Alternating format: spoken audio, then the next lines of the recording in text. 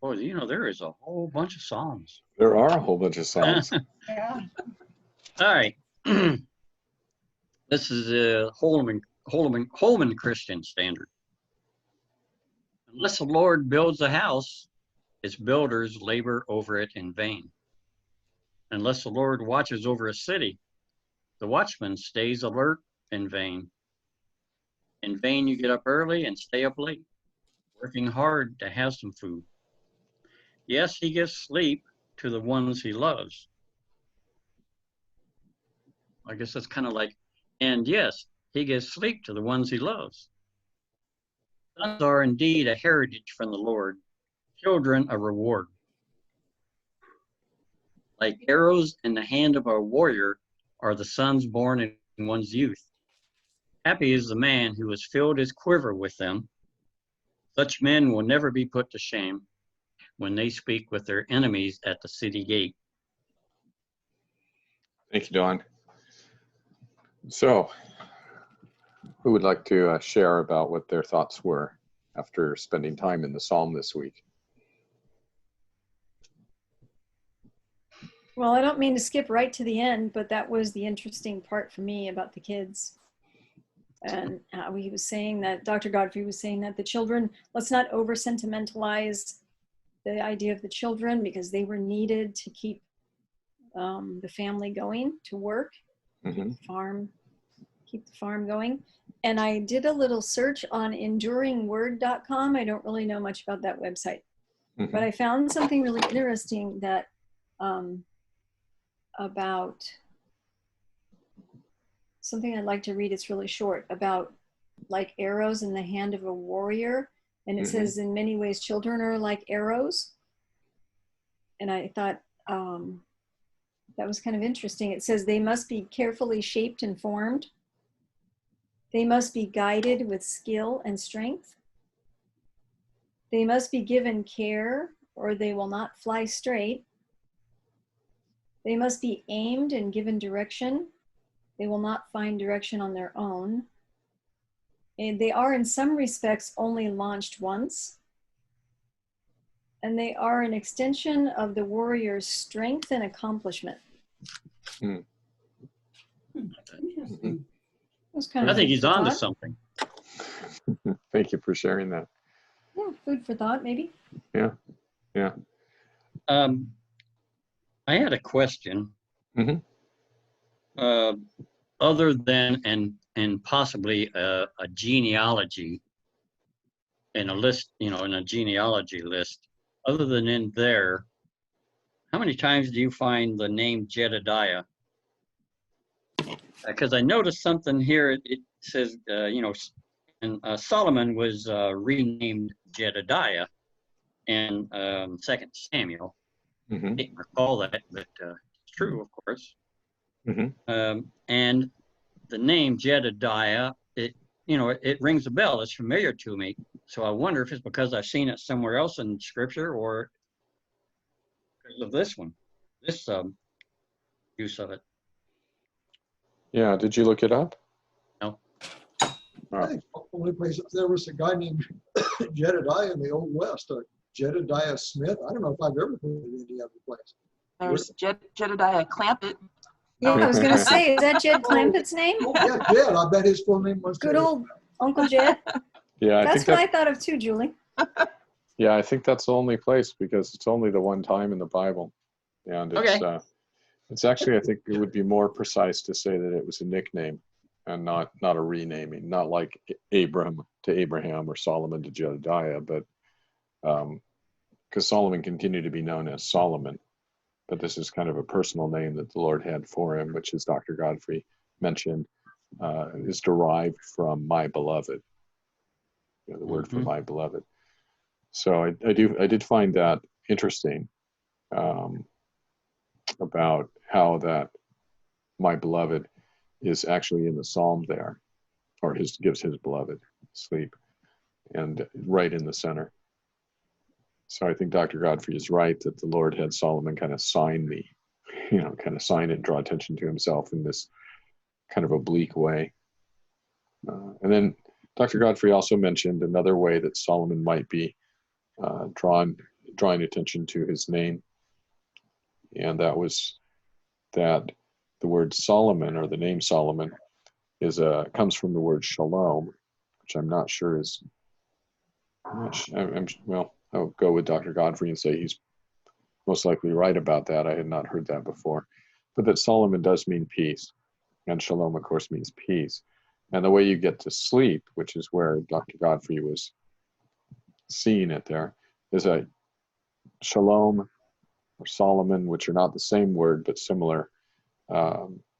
Shalom, particularly peaceful, has this idea of perhaps a connotation of perhaps peaceful sleep. And so Dr. Godfrey saw Solomon's kind of thumbprint on the psalm in a couple of different places here. I think the first one, Jedediah, is pretty clear, and the second one is less clear. But I did find it interesting there.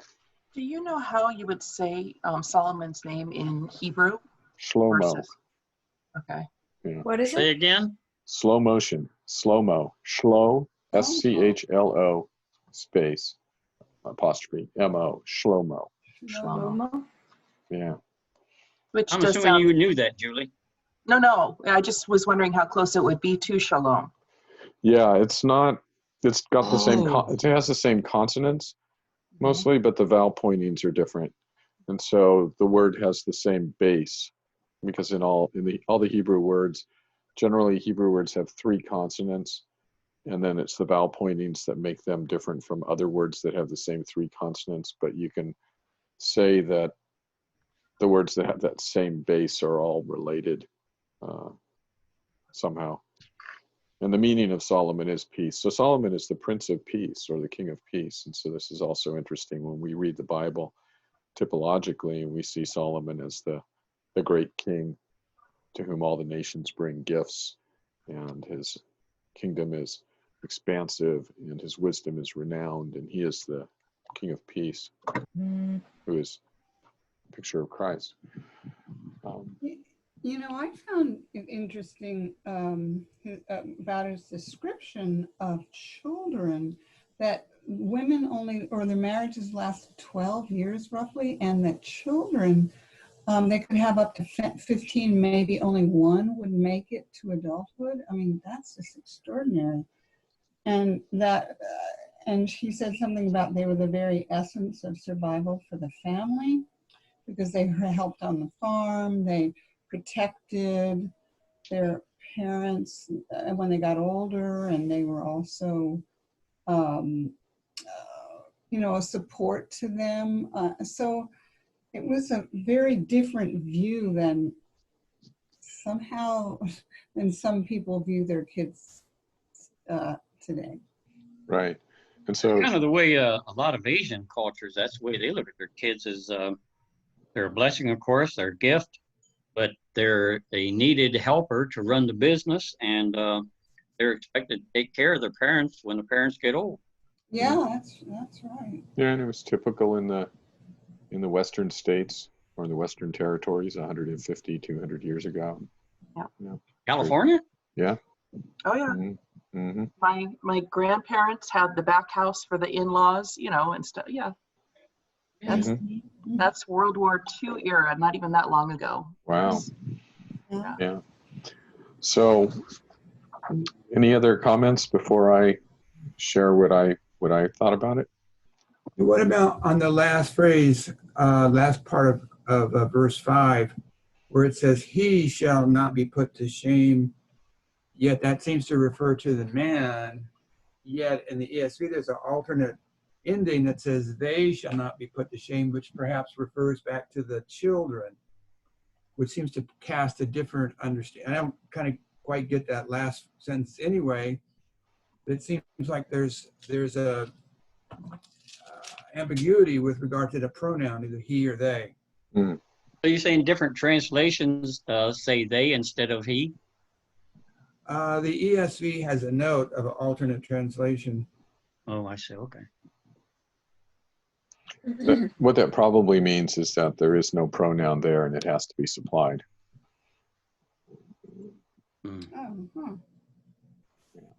Oh. Makes sense to me. Yeah, and so I think probably the standard translation is he, because it's talking about, in verse 5, it's blessed is the man, and so I would agree with that. Blessed is the man. Mm-hmm. It's they in the NIV, Uh-huh. and it's Yeah. blessed is the man whose quiver is full of them. They will not be put to shame when they contend with their enemies in the gate. That Right. sounds very much like it's referring to the children. Yeah, that's referring to the children.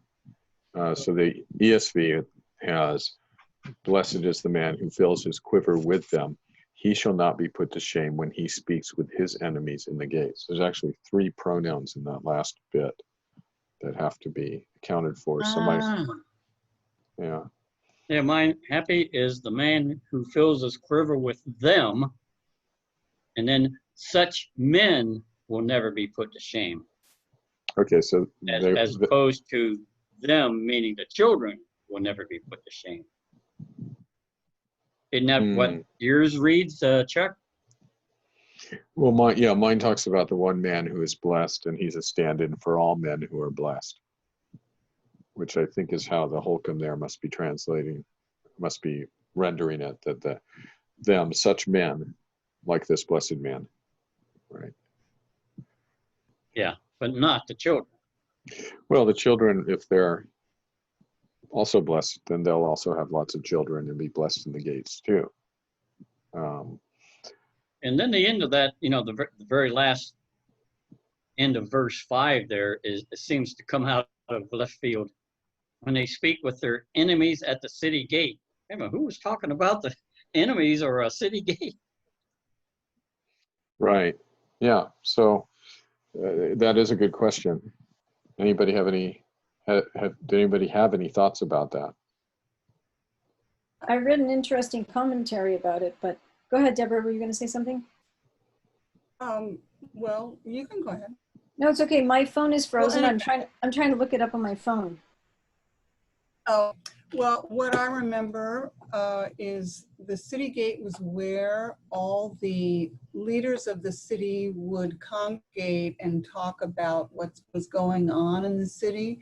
And if people had a problem, they could go to the elders of the city that were always at the city gate and talk it over with them. So it was sort of a meeting place for the elders and any people that needed help or, in any way had a Well, that suggests that enemies doesn't mean foreign enemies or attacking enemies. It means just someone that you have a disagreement with within the city. Well, Chuck, you probably know a lot more, but I don't know about, yeah, right. It sounds like an in-city kind of deal, but anyway, would you agree with what I said, Chuck? Yes. Yeah. The gates of the city are where people went to speak with the elders about wisdom, but the thing that the gates of the city are mostly known for is that it was a place for legal transactions, for legal. Yeah. So you would. Where Jeremiah went to buy that piece of land. Right, and where what was it? Abraham got the burial plot, at the city gate, and so it's a negotiation place that takes place among the elders of the community, and so there's wisdom, and it's a place that's thought to be, if everything's working right, it's a place of justice and protection for the poor and the weak. But if you're living in a land where the government, when the Psalms talk about, like we looked at Psalm 94, and that seems to be about distress that is coming from the leadership within Israel. Well, that would be not just the palace, but represented also by the activities at the gate. And so on a local level, you would be treated justly or unjustly depending on the rulers and the elders of that particular city. Another question that comes to my mind is that is the city gate a specific gate among all of the gates of the city? I'm not sure actually if they had the same type of proceedings if the city had more than one gate, and I'm not even sure if this psalm is talking about any particular gate, and because Yeah, that was my point. right, not sure it's mentioning any particular gate or if it's just saying in general, and it might also include the enemy's gate, and then that would make you think of, Matthew 16, the gates of hell will not prevail against you. So this is pretty much an echo of what's being said here. So Yeah, I would so, think that you said that's where people went for court cases. yeah, I or would think to that would trade be, things. Yeah. I would think that might be want to be done at a place that's not so busy with people coming and going and kind of disrupting the proceedings. Right. Yeah. But nevertheless, it is the place where people went to, make covenants with each other, buy fields. Boaz went to the city gate to claim Yes. Ruth. So it's the place where legal transactions are taking place of ownership or possessions or covenantal relationships are being And you need a witness. burned. Yeah, you need witnesses. Mhm. And of course, that's where all the witnesses are. At least the reliable witnesses, hopefully, are going to be there because they'll be the elders of the city. And so, And is it advantageous if you have more witnesses than other people? Because that's what this verse implies, that the man who has more sons has the advantage. yeah, I think there is some advantage there to have. If your sons have a good reputation, then of course that's going to help also with if they're known as people of integrity. I'm not sure Jacob's sons were always known as that, and not sure if their testimony would have meant a whole lot in some cases, but Depending on which son you're talking about. yeah. No, it seems to Or me, Eli's sons. Yeah, Eli's sons. Or are certainly- Samuel's sons. Yeah. so it seems like there's a kind of a sharp shift in logic or in thinking, because this psalm begins with teaching that if we do things without seeking the Lord's help, it's in vain. But that thought didn't seem to continue into verse 3, 4, and 5. It just seems to change the topic altogether. It's like there's something missing here. I don't see a transition between verse 2 and into 3. Well, I Right. got a question. I was wondering, Chuck, what did you think the psalm is about? Well, I think that obviously the first part is, I noticed that too. It looks like there's some kind of disjointed thing, but I know a way to resolve it. And I think the way is this. So the first line, unless the Lord builds the house, those who build it labor in vain. That is the theme. That is the point of the psalm, that we need the Lord's favor and blessing on everything that we do, or it is done in vain. And the word house there, I think, is really interesting because, and I think the word house is the thing that connects the first part of the psalm, the first half of the psalm, with the second half. Because a house can be a temple, a house can be a dynasty, right? David's house. A house could be a family. As for me and my house, we will serve the Lord. And the house could be the church, the people of God. So we have house that is a vague word that has a wide range of meanings. And I think that obviously it's on purpose that word is put there that way, so that we can think of this, that the Lord's blessing is needed to build anything that the Lord has called us to build. Physical building, a family, a temple, a dynasty, whatever it is. But of course, house there applies to family really well. And so children come as a blessing of the Lord. And that is building your house. You're building your house through children. And so that's how those two things link up, I think. So it's the idea. And so then it goes through and makes in verse 1, the second half, unless the Lord watches over the city, the watchman stays awake in vain. So we have the repetition of in vain from the first part. And it's making the same point again.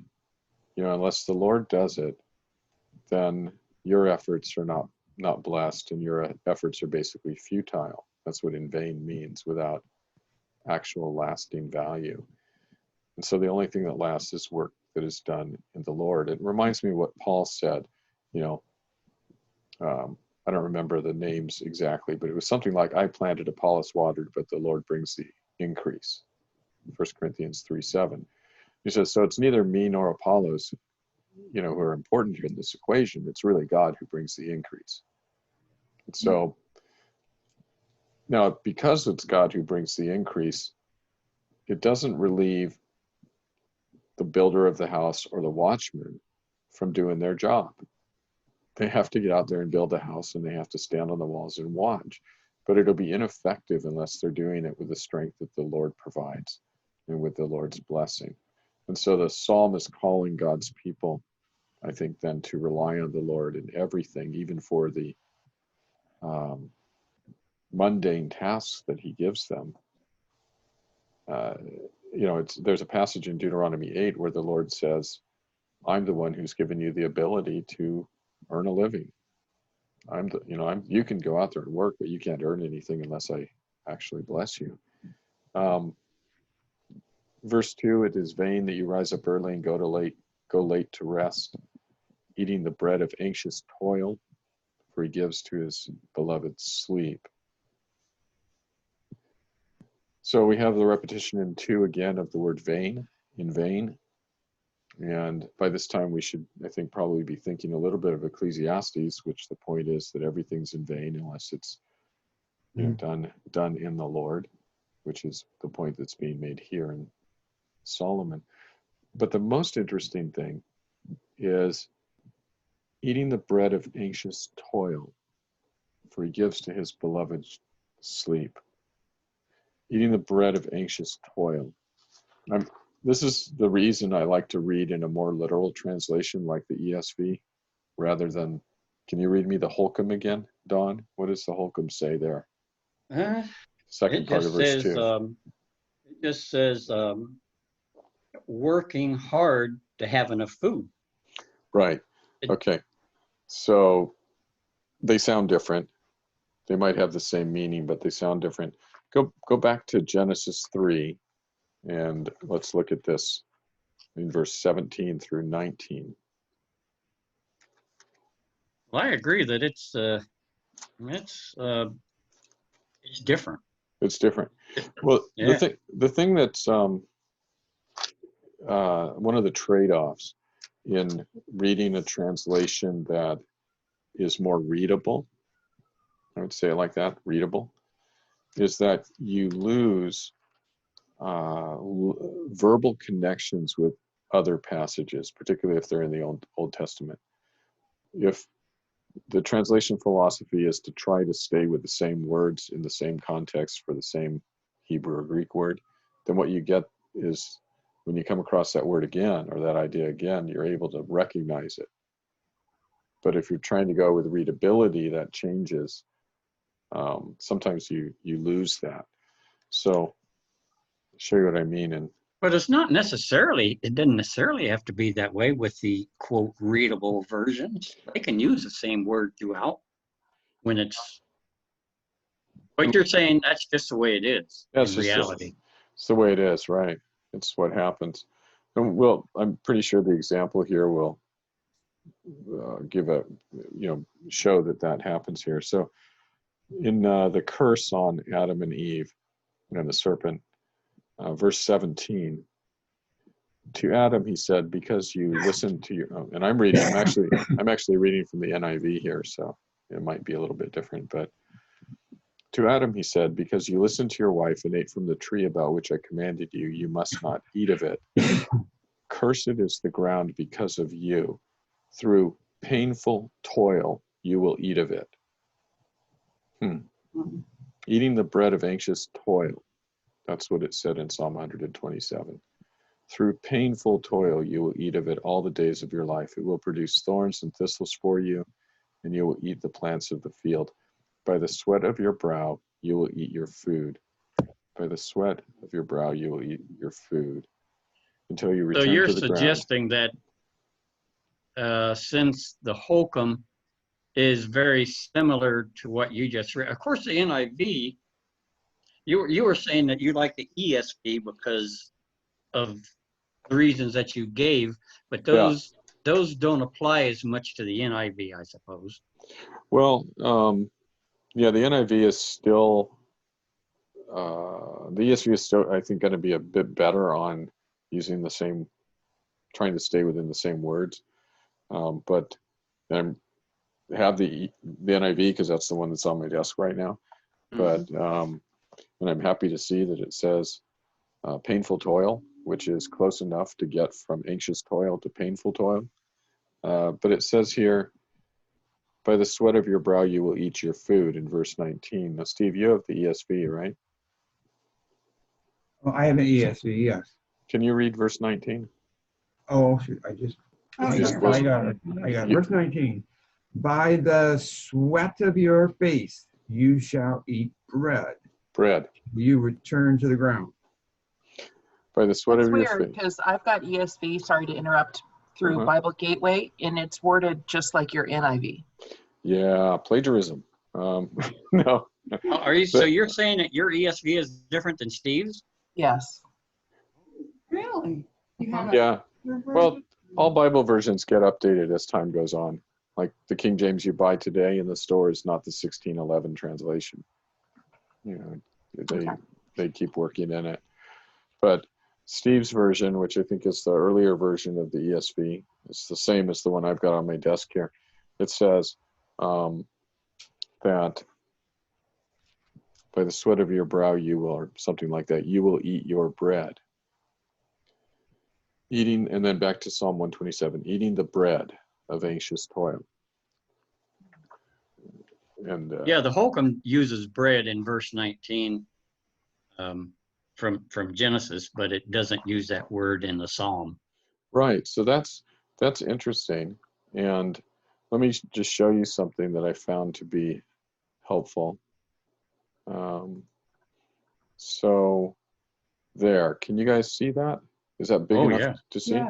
Okay, so I don't read Hebrew, but I know what those words are. You can go to, Bible Gateway or Bible Hub and look them up.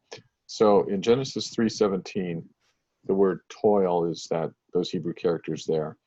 And you can see that I've highlighted in red the three central characters. And if you go down to of sorrows from Psalm 127:2, you can see that of sorrows is actually, it's the same basic word there. And then in Genesis 3:19, you have eat and bread. And in Psalm 127:2, you have eat the bread. And you can see that those words are identical except for the very first character in the Genesis 3 passage, but that the central word, which is those three consonants, is the same word. And so I think it's clear, actually, that the reference, the thing that you're supposed to think of when you read it in Psalm 127 is the curse. And the curse of God. This particular curse is being referred to. So in that, I think, helps us with understanding the psalm. Because if that's the curse, and that, I guess I should say one more thing, there's a contrast that eating the bread of anxious toil in verse 2 is contrasted with sleeping. It's contrasted with and so is toil. Toil and anxious toil are contrasted with sleeping. But the anxious toil is the result of the curse, and the opposite of anxious toil is basically settled, secure confidence. It's actually resting in God, which is what the psalm is calling people to do. And so the message of the psalm then becomes, God has delivered us from the curse, and we must trust him for all our increase and not fall back into our old ways of trying to build our own houses by our own anxious toil. We are to go out there and do the work God has called us to do, but we are to do it with the strength God provides. And God will build our house. And this is an interesting thing. What does that remind you of when I say God will build the house? What does that remind you of? Nathan talking to David? Right. Well, I wasn't thinking of that as much as I thought you were going to go to in my house or in my home, our mini mansions. If I wouldn't have, I go to build a place for you. Yeah. So I hadn't thought about that, but I think you can legitimately draw that in too. I'm thinking of with Nathan, of course, it's talking to, so we have house being used in several different ways in that episode. And where's that? Is that 2 Samuel 7 or 1 Samuel 7? Oh, no, sorry. Well, the one that came to my mind was when Jesus used it. My Father's house will be a place of worship, and you're using it as a marketplace or something like that. Yeah, a place of den of thieves, basically. So house has lots of connotations, and the psalm applies to all of them because it's a principle. The basic principle is that without the Lord's blessing, everything is in vain. And so that means building this house and building that house and doing this function and doing that thing and thinking that thought. It's all in vain unless the Lord blesses. And so what it does then is to call the most obvious application is that we need to pray for the Lord to bless every endeavor that he has called us to do.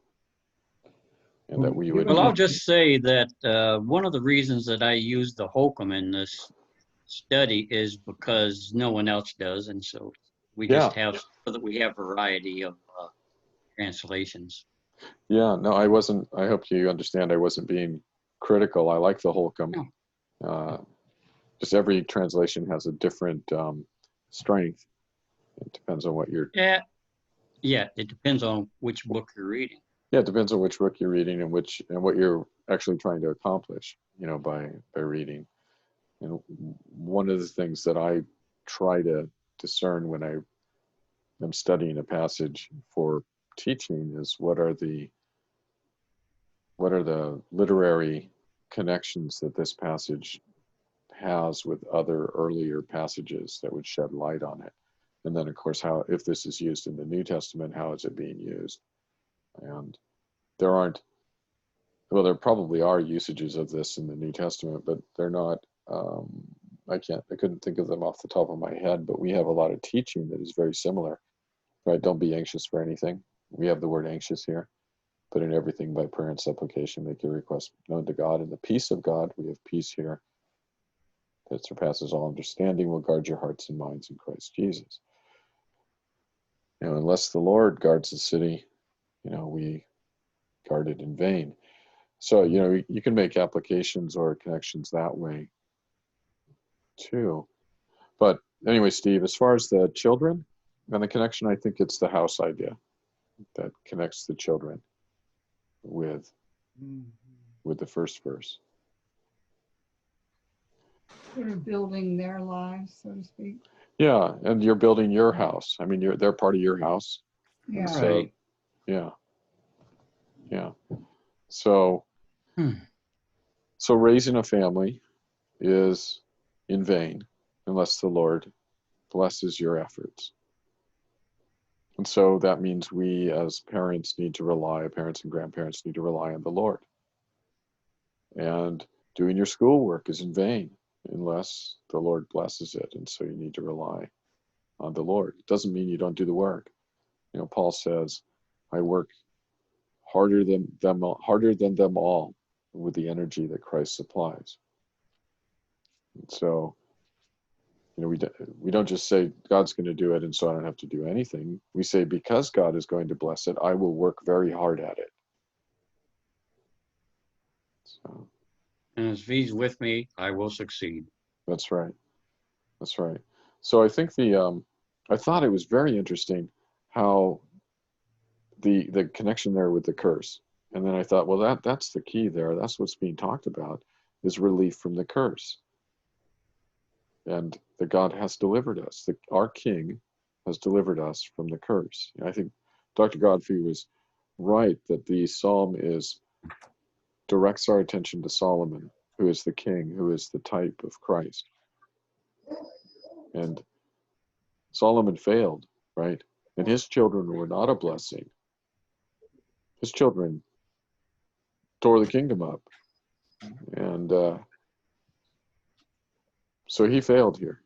But his kingdom was glorious before his fall. And he was the high point of the whole Old Testament as far as the visible representation of the blessing of God on the Israelite people is the reign of Solomon. Even more so than the reign of David, because Solomon's got a temple, and Solomon has peace. Solomon has all the nations coming to him and giving him gifts and listening to his wisdom. Mm-hmm. And it's almost an evangelistic thing, right? They come in and they hear Solomon and his greatness, and they go back and they share. And this is a picture of all the nations coming to Zion, the church in the last days, and going out. So Solomon is a picture for us of Christ, and his glorious kingdom is a picture. And it is Christ's kingdom that delivers us from the curse. And it is it's the trust in him that he gives us that results in his continued and irrevocable blessing on his people. And because he blesses his people, like you said, Don, we can work hard doing the thing that God has called us to do, knowing that he will bless it, which is just another way of saying what Paul says in 1 Corinthians 15, your labor in the Lord is not in vain, which goes right along with this psalm, because your labor outside of the Lord is in vain. So, Amen. yeah. So that's what I was thinking about as I went through it. I was probably a couple of other things, but the bowing down in the gate.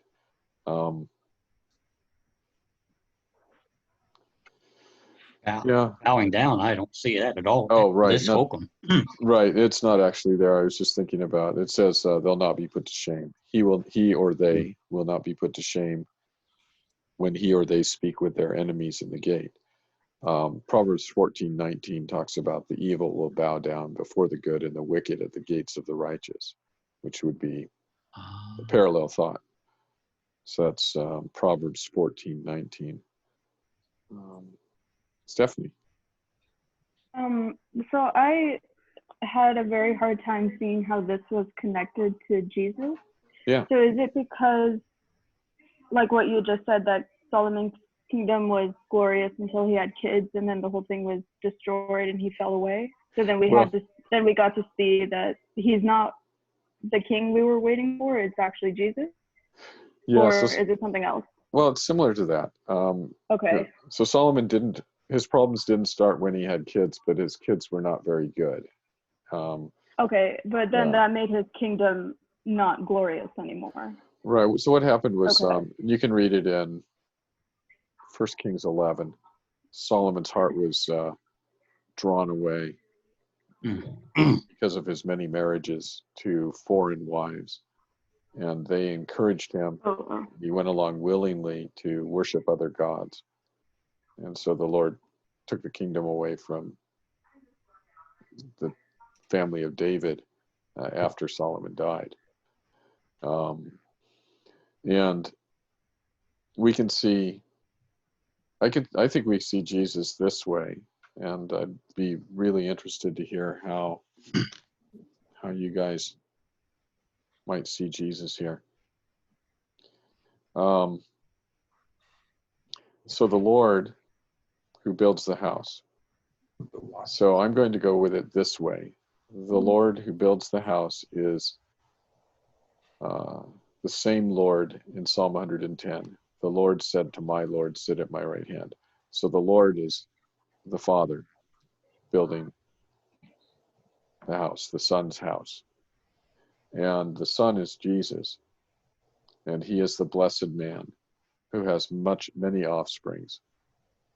And then this comes from Isaiah 53, where Jesus, because of his suffering, has many offspring.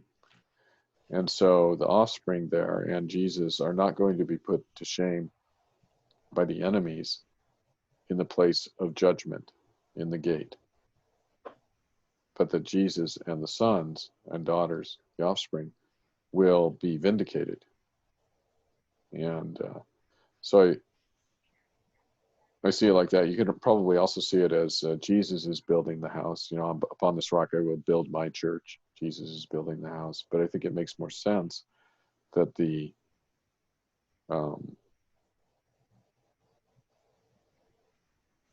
when we talk about children, we are talking about spiritual offspring. But you know, that's a tentative thing. I'm not sure if that's. I put it out there as perhaps a suggestion, but the meaning of the psalm is clear, that we should seek God's blessing in everything we do. I was thinking about Solomon and how he had asked for wisdom. That was the most important thing. Mm-hmm. And then seeing where he went with it was disheartening, although that, of course, was his sin nature that then enabled Christ to come and do it perfectly. But I think Solomon,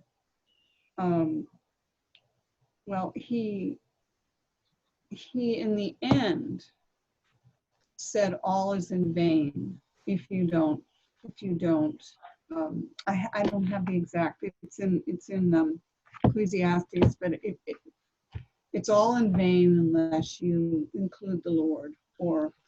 And it's the same thing that David said before he died, Mm-hmm. and said to Solomon.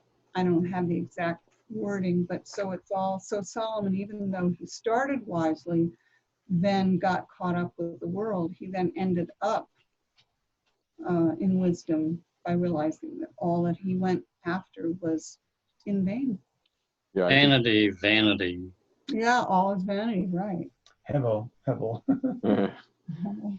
Yeah, I think you're right, Deborah. I think the book of Ecclesiastes is written by Solomon after his fall, to recount, to tell other people, you don't have to go through this. Just trust the Lord. Yeah. Because everything's in vain if you don't trust the Lord.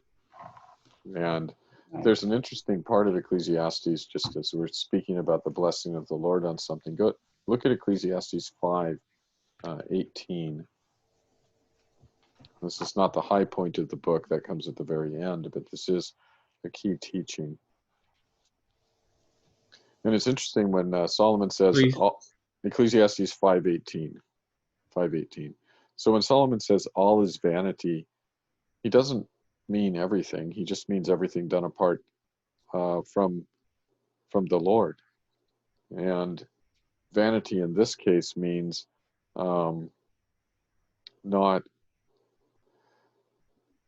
it doesn't accomplish the thing that I'm trying to accomplish. And what Solomon's trying to accomplish is find something that he will be satisfied with forever. Something he doesn't have to replace with another new project, or another new wife, or a bigger kingdom, or more expenditures. He's looking for joy that will last forever. And he says, building projects are fine, but if you're using them to find joy forever, that's in vain. Money's fine, but if you're using it trying to find everlasting joy, that's futile. The only thing that gives you everlasting joy is God himself. Yeah. And so 5:18, then I realized that it is good and proper for a man to eat and drink, and to find satisfaction in his toilsome labor. See, there's that toilsome, anxious toil thing again, the curse, Psalm 127, toilsome labor under the sun during the few days of life that God has given him, for this is his lot. Moreover, when God gives any man wealth and possessions and enables him to enjoy them, to accept his lot and be happy in his work, are going to be blessed, this is a gift of God. He seldom reflects on the days of his life, because God keeps him occupied with the gladness of his heart. And then he contrasts this. I have seen another evil under the sun, and it weighs heavily on men. God gives a man wealth, possessions, and honor, so that he lacks nothing his heart desires. But God does not enable him to enjoy them, and a stranger enjoys them instead. This is meaningless, he says. It's vanity. Yeah. So the difference between the two men was God gave one of them the ability to enjoy it. That's amazing. It's the blessing of God. Solomon says, I worked hard. It was toilsome, anxious labor. And it was blessed of God. And because it was blessed of God, I was blessed. And because I was blessed, I didn't even remember how hard it was. I just enjoyed the fruit of it. And that's what Psalm 127 is about. It's that same thing. It's the blessing of God on the work of God's people, that even though it's hard, because we're in a cursed world, even though it is toil, it isn't without benefit. And in fact, the blessing that God gives us is such that we forget how hard it was because we enjoy so much the blessing that God gives us. And so that's what Solomon is saying here. So this is the heart, this is the key to the book of Ecclesiastes right here. It's that, yeah, you're going to work hard, but look to God who blesses, because he is the only one who will make a difference. Otherwise, he'll be like that second guy who has everything he could ever desire and never enjoyed it. Oh, what a curse. What an awful thing. So. And that was Solomon's life. Yeah. And Well, Solomon, go ahead, Deborah. I did find in Ecclesiastes 12, Yeah. 13, it said, fear God and keep his commandments, for this is the duty of all mankind. So he did, do a 360 kind of thing. I mean, he did go back to God. He did. Yeah, which is wonderful. I'm glad he did. Yeah. Yeah. Yeah. It shows God's faithfulness too. And of course, the type of Christ, the shadow of Christ, it somehow would feel inappropriate if he apostatized. So you have that. Another little twist to how I've seen this is, we have this idea that you have to culturally obtain a certain amount of wealth to be able to enjoy your life. And I think God wants us to be happy where we are. So a lot of times people see, for example, in Orange County, you'll see a less well-to-do family in Santa Ana and feel sorry for them. Some people will.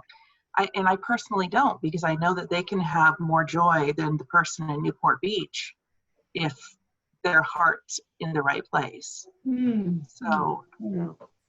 I don't know, I think it's whatever he gives you, like verse 19, accept your lot and rejoice in your toil. This is a gift of God. So you don't have to be Newport Beach wealthy to also enjoy your life. Absolutely true. Good point. Yeah. And so that reminds me of what Paul said in, Philippians 4, right? I've learned the secret of being content. Be content with everything, content with nothing. Said, it's because I can do everything through God who strengthens me, right? And so it's sort of reliance on Christ that makes the blessed is the man who relies on Christ. I think that would be if you're going to sum up the psalm, that's what the psalm is saying. That and to be blessed is the exact opposite of to be cursed. So it is the person who relies on Christ who receives the blessing of God. And so I think that being cursed is bad. It's bad. It's bad. Yeah, it's bad. You don't want that. So I enjoyed this psalm. I saw it differently as you noticed from Dr. Godfrey. I noticed that he didn't make the connection with Psalm 3 or with Genesis 3, and I thought, oh, I think this is actually important. So, but again, he's got 20 minutes, and I'm not even sure if he knew he was being recorded. Based on one of the earlier lessons where he said, "Oh, since we're not being recorded here, I'll talk about angels for a while." I thought, well, he's just thinking in jest. Of course, he knows he's being recorded. You would think so. I wasn't sure. I mean, I thought that's why he was there. Yeah. So. I think there's one more message from this psalm that we haven't touched on. That it's not deeply spiritual message like you've been talking about, but I think it kind of is to the point of what Steve was asking about the connection between the two halves of the psalm. Mm-hmm. Because it starts out, unless the Lord builds a house, the builders labor in vain, and talks about that. And then it goes on and says, sons are a heritage from the Lord. Children are reward from him, which to me is saying, don't forget that your children are me building your house. And it's your responsibility to do that with my help, to raise them the way you're supposed to. I mean, I see a connection there. Yeah, I do too. Thank you. Good word. I thought that study question 5 and the suggested correct answer was really arbitrary. Yeah. Which violation of God's law does Solomon commit that seems most to contradict Psalm 127? Well, the answer apparently is his trust in horses, but I don't see how that is any more or less contradictory than the other choices. I picked his wayward heart because I thought that was that kind of summarized the others, Don. That's what occurred to me. Yeah. I thought Yeah, the other thing reflected a wayward heart. I picked them all. There's a case for every one of them in there. Yeah, it's not one of those that you really get the answer from the psalm by reading the psalm. Yeah.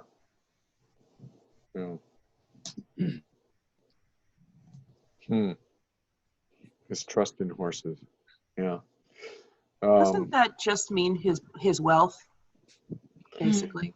No, the horses were. You're asking about the horses specifically? Yeah. Yeah. So I'm not sure if First Kings says why the horses were a problem, but actually, I think in Deuteronomy it talks about that he's not to have lots of horses. So where's that? Deuteronomy 17, and this is where the violation would be. Yeah, I think it was it's a military thing. It was a question of how many he had. He had horses in numbers beyond what was needed for protection of the kingdom. Yeah, it's kind of like the trappings of power or something like that. Yeah. I think that's exactly it. And it's just like having many wives.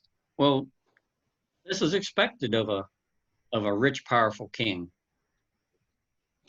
Right. So by let's the world. Let's look at Deuteronomy 17. It's in verse 14 through 18, or 14 to 17. It doesn't say the reason for the horses, but I think chapter 17, verse 14.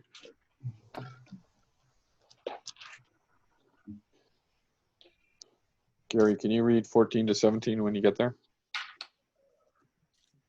I'm closing in on it. Here we are. This is from the Holman. Okay. When you enter the land your Lord God has given you, take possession of it, live in it, and say, I will set a king over me like all the nations around me. You are to appoint over you the king the Lord your God chooses. Appoint a king from your brothers. You are not to set a foreigner over you or one who is not of your people. However, he must not acquire many horses for himself or send the people back to Egypt to acquire many horses. For the Lord has told you, you are never to go back that way again. He must not acquire many wives for himself so that his heart won't go astray.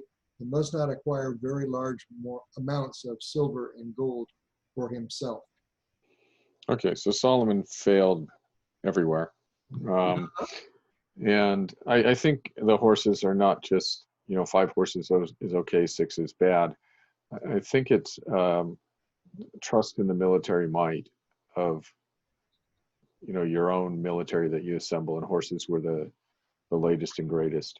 And if you had chariots, it would be even better that you could attach to those horses. Yeah, where does that appear in the scriptures about put your trust in chariots? Or Yeah, don't put your trust in chariots, and not by might, not by power. That's a psalm. It's Proverbs or Psalms. I thought, right? isn't, yeah. Oh, right. It could be in both. Yeah, it could be in both. Trust it. Oh, yeah. You're right, Deborah. I think It both. also sounded to me like he didn't, reading that verse, they didn't want them that connected to Egypt. Yeah, definitely no alliance. Shouldn't have an alliance with Egypt. Should have no reason to go there. And then, of course, the wives in verse 17, don't take many wives or his heart will be led astray. Yeah. And, of course, like you said, Don, it was politically, it was the way people did things. That doesn't mean it's the right thing to do. Just because people are doing it. It's what you're expected to do by the world. Yeah, and so, but Solomon was, the classic example that all of this becomes like a prophecy about Solomon. It's a law, but it becomes like, here's a description of Solomon. He did it all. He did it all, and his heart was led astray, and he fell. He was the prodigal son who wandered away for a long time. Mhm. And this is what he should have done, verse 18. When he takes the throne of his kingdom, he is to write for himself on a scroll a copy of this law, taken from not just this law, not the last 4 verses, but Genesis through whatever he had at that time, all the way through the Psalms of David and everything, right? He's to write a copy of it on a scroll taken from that of the priests who are the Levites. It is to be with him, and he is to read it all the days of his life, so that he may learn to revere the Lord his God and follow carefully all the words of this law and these decrees, and not consider himself better than his brothers and turn from the law to the right or to the left. Then he and his descendants will reign a long time over his kingdom in Israel. Yeah, or they'll lose it in the next generation, if you fail to do that. So I can imagine that if Solomon had actually read in the law of the Lord every day like he was supposed to, that he would have guarded himself from these 4 things that he wasn't supposed to do. Mhm. And he'd be particularly interested in that, because it says if you've got a king, he's supposed to not do these things. So, I found On that. the other hand, you're not supposed to have kings, but the Lord allowed it. Oh, that's right. Yeah. I Go thought ahead. that verse 14, I thought was a little strange, that when you enter the land the Lord your God is giving you, take possession of it, live in it, and say, I will set a king over me like all the nations around me, which is against what the Lord intended. oh, actually, I wanted to hear what Deborah was going to say, but we'll come back to this. So, Deborah, you said you found that verse. Yeah, Nancy, you were right. Psalm 27. Some trust in chariots and others in horses, but we trust in the name of the Lord. So horses would have meant like military, I guess. Yeah, so, right. So does that psalm say who wrote it? Well, I'm just, At the top. let's see. You see, I'm on Bible Hub. Oh, right. They Bible don't Hub. have Bible that. Hub might not Yeah. say that. Yeah. I'm just curious. I'm wondering. Oh, it's of David. It says it's David. David. Psalm of Yeah. David. David. So Solomon apparently didn't share that sentiment with his father, which was a problem. But Don, thank you for finding that. To your point about the king, it's often inferred from the passage in what is it, 2 Samuel 8, where they choose Saul, that this was not what the Lord wanted, that the Lord didn't want a king for his people, that the Lord himself was the king, and the Lord preferred a theocracy, and that this was kind of a concession. And it is interesting and ironic that the people when they picked Saul, they said these exact words: "We want a king over us like the nations." Yeah. Which is really ironic, because over here in Deuteronomy, it's not, God's plan is that they have a king after God's own heart. That's what the plan is. When the people say, "We want a king like the other nations," then put the king over them that I pick. God wants them to have a king after his own heart. Actually, a king over Israel is absolutely necessary from a typological standpoint, because Christ is our king. So you need a king over Israel, over God's people. So in Samuel, when the people ask for a king and they say, we want a king like all the other nations have, they don't mean what is meant here. In Deuteronomy, even though it's the same sentence, the emphasis is in a different place. In Deuteronomy, the emphasis is on, when you see the other nations have a king and you want a king like the other nations, well, ask me and I'll set one over you, of my own choosing. No problem, no big deal. He's supposed to read in the law every day. He's supposed to not do that. He'll be a great king if he does that, and I'll bless him. That's what he says.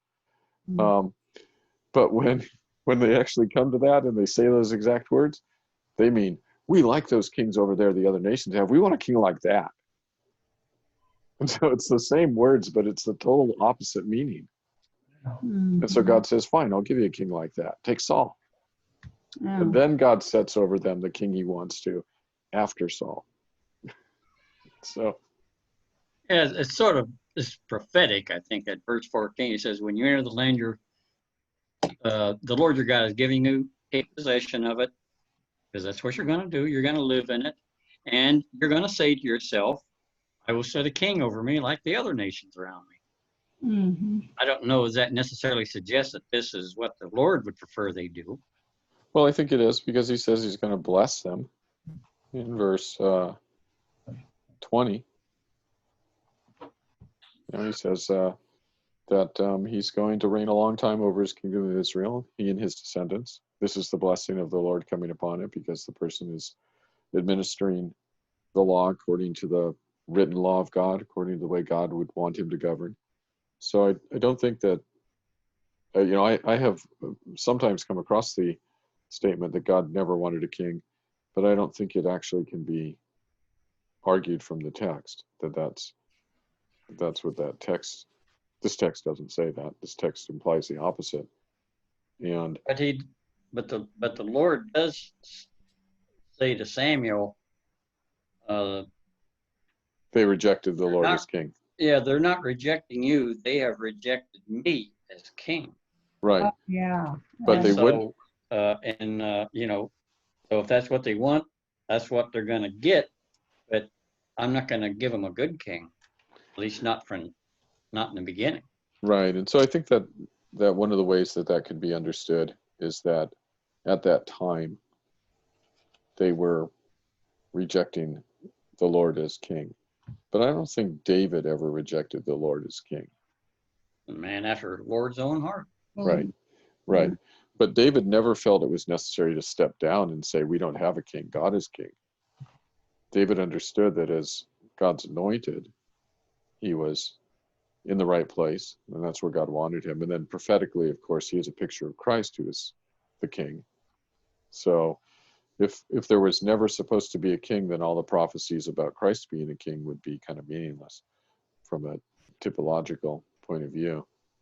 And David, he had much respect, and he held kings in high regard. He held the king in high regard that the Lord had anointed, even with King Saul. David never talked against King Saul as being the king. he always respected him as being the king. Yeah, absolutely. Because the Lord had put him there. Right. And so David identified the throne of Israel with the throne of the Lord. He looked at God's anointed is God's representative. So we do not attack God's representative. And in fact, we have language in the Bible where, I can't remember exactly where it is now, but where the Queen of Sheba comes to talk to Solomon, and she says that God has really blessed these people because the Lord has blessed you because he has put you on his throne, she says, on the Lord's throne. Put you on the Lord's throne. And so this is the way David looked at it too. Is the king, the anointed of God, is the representative and supposed to be doing God's will and administering this kingdom according to God's law. And this is a place where people come to hear the wisdom of God. This is what Solomon was doing early on. And so you basically do have a theocracy with a human person on the throne. But they understood, which is why it's such a tragedy that the later kings of both Judah and Israel, for the most part, were not really good reflections of God. They look completely the opposite. When we look at them and we try to, well, where's Jesus in this? It's like, well, he's the opposite of that. Yeah. So. And I was thinking about, there's sort of a correlation between Deuteronomy 18, 17, 18, and Psalm 1. Because with Deuteronomy, it's saying he is to read it all the days of his life so that he may learn to revere the Lord as God and follow carefully all the words of the laws and the decrees. And then at the end, then he and his descendants will reign a long time over his kingdom. And then, Psalm 1 saying, his delight is in the law of the Lord, and he meditates on it day and night, and whatever he does prospers. So it's the same thing. If you're reading the word every day and learning it and, taking it into your heart, then you will gain that wisdom that gives you a good life. Wow. As between Deuteronomy and Psalm 1. Fantastic connection. Really good. Mm. Thank you for sharing that. Mm-hmm. Yeah. I saw something else, I think. Right, verse 20. He's not to consider himself better than his brothers and turn from the law. Yeah. The godly king is not to think of himself as a law unto himself. He is under the law just like everyone else. Yeah. He's under God's law, just like everyone else. He's not better. There are no special laws. There are no special exceptions. I think that is so interesting and so telling for what happens in Israel's later history, where they just start making up their own laws, their own priesthood. I mean, when you look at Israel, the 10 tribes, they make up their own priesthood, their own laws, their own worship services, their own idols. They just completely disregard the word of the Lord. Later Judean kings, disregard the word of the Lord. They only impose it, give it lip service, try to use it for their own gain. But they all set themselves above it. And if you're reading the word of the Lord every day, and you're being blessed in your reading, then you are cultivating humility. And then this helps you to rule better. Mm-hmm. So I think but that's a really good connection, Deborah, that you made with Psalm 1. It is exactly the same thing. And I think actually there's another connection. What is it? Proverbs 31, when the mom is telling King Lemuel to speak up for those who cannot speak for themselves, for the rights of all who are destitute. Speak up and judge fairly, defend the rights of the poor and the needy. And it has, so in other words, that's as you were saying, that the king is to be a representative of God, not to think that he is all powerful, but he's only powerful if he has the Lord with him. And then you are to treat people fairly, as it says in Proverbs 31 and Deuteronomy. I think that's in a very humble way. Yeah. That you are to lead. Yeah. Yeah, and I think that brings us right back to Psalm 127. That we're to, we're to live in trusting the Lord, in humility and counting on his blessing, because we can't produce it ourselves. We need his blessing, and we need to live in that dependence on him. And that's the picture of the king here in Deuteronomy, is someone who realizes they're completely dependent on God. Mm-hmm. And of course, the wise man or the blessed man in Psalm 1 is exactly the same way. His delight is not in his own accomplishments or anything, but in the law of the Lord. And so I think we have, the Bible's always consistent, and it's fun when you're able to pull in a lot of passages and go look at how many places that this actually touches. Psalm 127 is a favorite of ours because it's so easy to understand, I think. But I think the more you look at it, the more there is. It's just a great thing. So I've shared, I think, everything I wanted to share. Was there any questions that you either had or wanted to address from the study guide, or any thoughts you wanted to share before we end? I don't have any study guide things, but it's getting close to time for a new study. Did you get any other feedback? Or I did. I got a couple more feedbacks. Inputs, I guess, is the proper word for that. Inputs. I think what we're going to do, I really liked your idea about Jonathan Edwards, Julie, but I don't like the study on Ligonier. So I'm going to look around for something else. But in the meantime, I think since we're almost done with Psalms, I do want to spend a couple of weeks, maybe 3 or 4, doing imprecatory Psalms. And the imprecatory ones are the ones with cursings in them. And so I want to look at those, and I think there's a lot of really valuable things there. So I've been studying those. And we won't get to those for a couple of weeks, because I also need to tell you that next week I won't be able to lead the study. So you can do the study without me, or you can wait till I get back. It's your call, whatever you want to do. But my wife Carol is off all week, and so I want to be available for whatever you can do during COVID that looks like a vacation. Yeah. So we've made a list of likely day trips. Yeah, we're looking at that too. So we're going to go up to Julian. And, yeah. So we took a map and drew a little circle, around. Julian is open? Yeah, they are. Yeah. Speaking of Julian, are you aware of the wolf preserve they have there? I am. Okay. Have you been there? I have. Yeah, it's. Did you have to take one of the tours, or can you just go there? I think you have to make sure they know you're coming. We went as a homeschool group, so I don't know. It was already done ahead of time, but it's not something you just drop in. Yeah, so I think they have groups of around 20 at this point, and that you have to continue doing social distancing, which is the only way I would do it. Is that reasonable with a group that size, do you think? Absolutely. It's all outdoors. Okay. Yeah. You're just looking from a distance, and it's very easy to spread out. Okay.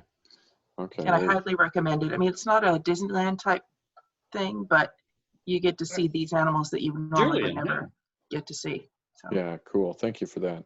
Sure. Yeah, I was looking at the website yesterday and thinking about making reservations. Yeah. So I would do it. There's something amazing about hearing a wolf howl.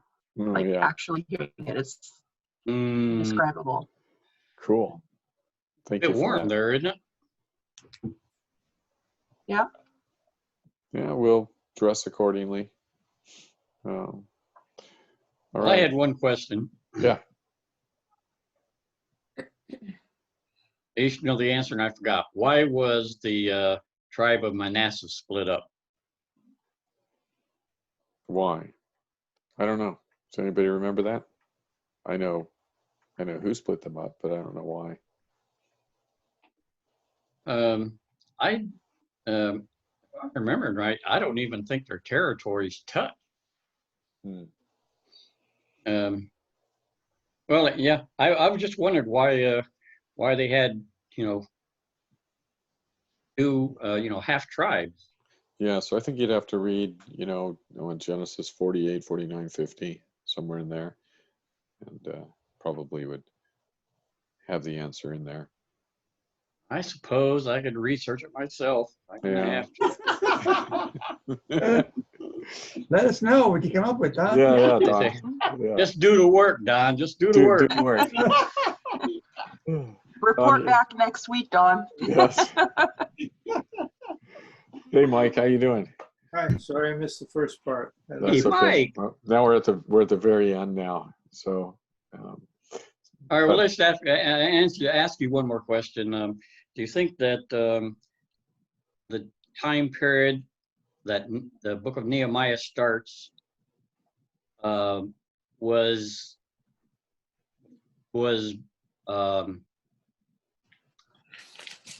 concurrent with Ezra?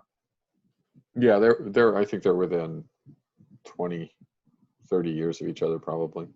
Yeah, I'm sure they're that close. I'm just Yeah. not sure when Nehemiah mentions Darius. I don't know which Darius I'm sorry. I don't know which Artaxerxes he's referring to. Yeah, so I think in the Haggai notes, when we went through Haggai, I had a timeline that had them on there. Yes. So you still have Right, those notes. Got a list. Yeah. Okay. Okay. All right. Thank you all for tonight's study. I enjoyed that. Thank you. I enjoyed your take on this psalm as well. Oh, thank you. Yeah, Yeah. God is good. God is really good. Thank you for leading us, and enjoy your vacation. I will. I will. So next week, again, you can meet without me or you can wait. Just let me know what you're doing so I know if I need to prepare, which study I need to prepare for. And I'll send you something about the Imprecatory Psalms.